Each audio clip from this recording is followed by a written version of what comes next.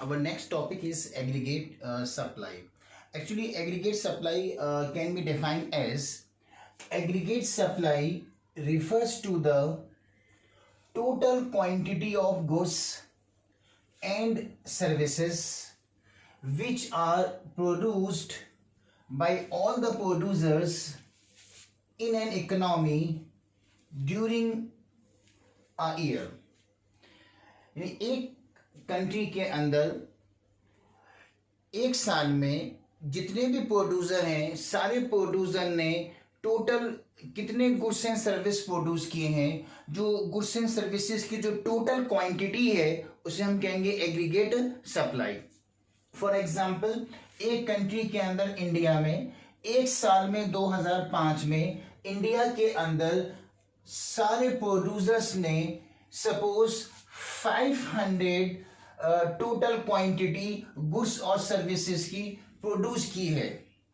ये जो 500 total quantity है गुड्स एंड सर्विसेज की जो सारे प्रोड्यूसर ने प्रोड्यूस की है, ये 500 टोटल क्वांटिटी क्या कहलाएगी? Aggregate supply. So aggregate supply is the total quantity of goods and services which are produced by all the producers in a country during an accounting year. Okay एक साल के अंदर 2005 में एक कंट्री के अंदर इंडिया में जितने भी प्रोड्यूसर हैं सारे प्रोड्यूसर ने जितने गुड्स एंड सर्विसेज की टोटल क्वांटिटी प्रोड्यूस की है, ये जो टोटल क्वांटिटी है 500, ये कहलाएगी aggregate supply. So aggregate supply is the total quantity of goods and services which are produced by all the producers in a country during an accounting year. Okay, aggregate supply can also be defined in other terms. Aggregate supply is the total amount of money which is paid to the factors of production against their factor services for the production of goods and services in a country during an accounting year. Okay, aggregate supply को हम एक और तरीका है इसको define करने का कि एक कंट्री के अंदर इंडिया में और एक साल में 2005 में इंडिया के अंदर जो फैक्टर्स ऑफ प्रोडक्शन है, land, labour, capital, entrepreneur, in factors of production को इनकी सर्विसेज के बदले में लैंड को रेंट दिया है सपोज 500 करोड़, लेबर को वेजेस दी है 200 करोड़, कैपिटल को इंटरेस्ट दिया है 300 करोड़ और एंटरप्रेन्योर को उनकी सर्विस के बदले में प्रॉफिट दिया है 500 करोड़। ये जो पेमेंट दिया है रेंट, वेजेस, इंटरेस्ट, प्रॉफिट, ये फैक्टर पेमेंट कहलाता है, जो factors of production land, labour, capital, entrepreneur को दिया है उनकी सर्विसेज के बदले में। इस फैक्टर पेमेंट का अगर हम सम कर दें, rent 500, wages 200 plus interest 300 plus profit 500, तो टोटल जो आया वो कितना आया? 1500। ये जो 1500 है ये टोटल अमाउंट ऑफ मनी है जो लैंड, लेबर, कैपिटल, एंटरप्रेन्योर को इनकी सर्विसेज के बदले में रेंट, वेजेस, इंटरेस्ट और प्रॉफिट की शक्ल में दी है। ये जो 1500 है टोटल अमाउंट ऑफ मनी, ये टोटल अमाउंट ऑफ मनी भी एग्रीगेट सप्लाई कहलाती है।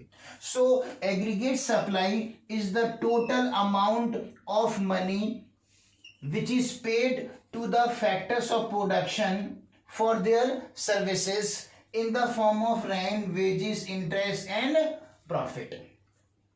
तो factors of production land, labour, capital, entrepreneur को इनकी सर्विसेज के बदले में जो रेंट दिया है 500 प्लस वेजेस दी है 200, कैपिटल को इंटरेस्ट दिया है 300 और एंटरप्रेन्योर को प्रॉफिट दिया है 500, ये रेंट, वेजेस, इंटरेस्ट, प्रॉफिट, इसका अगर हम सम कर दें तो ये जो टोटल अमाउंट ऑफ मनी आया 1500, ये टोटल अमाउंट ऑफ मनी 1500 क्या कहलाएगी? Aggregate supply. Okay, aggregate supply is the total amount of money which is paid to the factors of production for their services in the form of rent, wages, interest and profit in a country during an accounting year. It is also known as aggregate supply. Okay, actually there are two components of aggregate supply.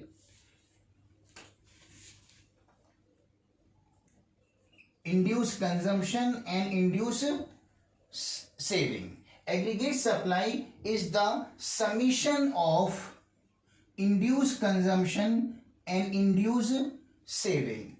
Actually, induced consumption and induced saving are the components of aggregate supply. What is induced consumption? Induced consumption is that consumption which is depend upon income. If our income increases, consumption will also increases. If our income decreases, consumption will also decreases. There is a direct relationship between income and consumption. This consumption is known as induced consumption, which is depend upon income. Okay. Second component of aggregate supply is induced saving. Induced saving is also depend upon income. If our income increase, saving will also increase. If our income decrease, saving will also decrease. It means income and saving both are increase, both are decrease simultaneously, both move in the same direction. There is a direct relationship between income and saving. Okay.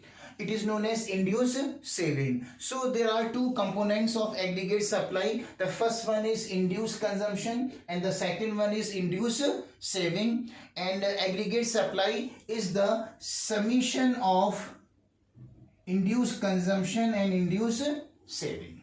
Okay, it is about only aggregate supply. Thank you.